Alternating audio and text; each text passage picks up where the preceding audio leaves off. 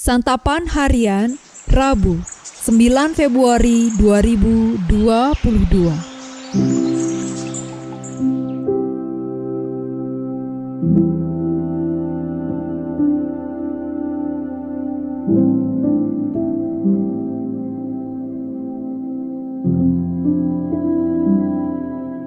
Inilah program Santapan Harian, sebuah program yang mengajak Anda menelusuri isi Alkitab, agar Anda menemukan makna firman Tuhan sesuai dengan konteksnya.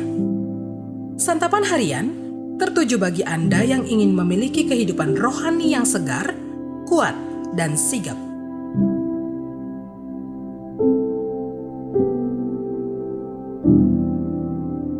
Hari ini kita akan membaca Yeremia pasal yang ke-11, ayatnya yang pertama hingga ayatnya yang ke-17.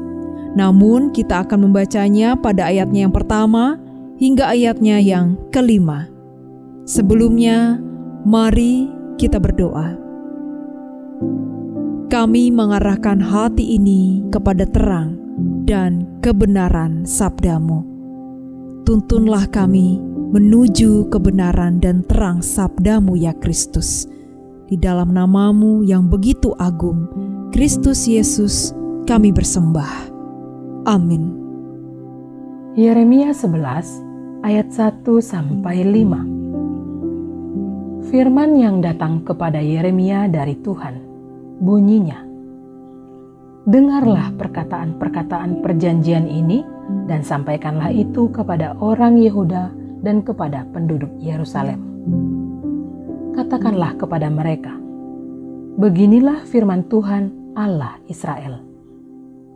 Terkutuklah orang yang tidak mendengarkan perkataan-perkataan perjanjian ini, yang telah kuperintahkan kepada nenek moyangmu pada waktu mereka kubawa keluar dari tanah Mesir, dari dapur peleburan besi, dengan berfirman, dengarkanlah suaraku, dan lakukanlah segala apa yang kuperintahkan kepadamu, maka kamu akan menjadi umatku, dan aku akan menjadi Allahmu.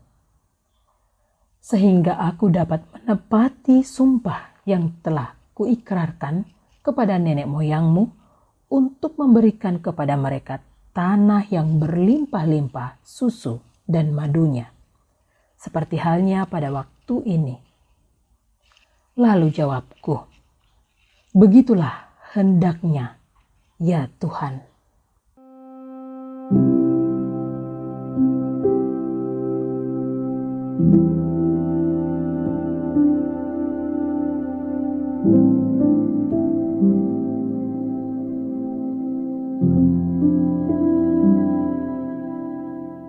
Sahabat Santapan Harian, beberapa orang berpikir, seandainya mereka dapat mendengar suara Tuhan, hidup mereka akan menjadi lebih saleh. Belum tentu. Mendengar tiada artinya bila tidak diikuti dengan ketaatan. Perkataan perjanjian yang tertulis di sini berkaitan dengan kitab perjanjian yang ditemukan di rumah Tuhan dalam masa pemerintahan Yosia. Di sini Yeremia disuruh Allah untuk menyerukan perintah-perintah dari kitab itu berulang-ulang. Nasib bangsa itu bergantung pada ketaatan mereka kepada perjanjian Allah.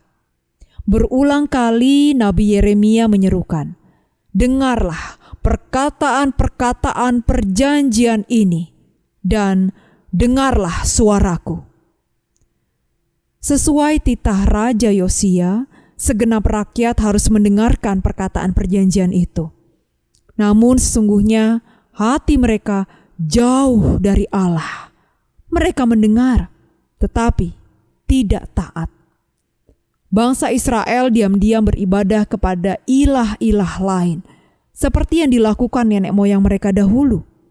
Mereka menyembunyikan dosa itu dari raja dan nabi.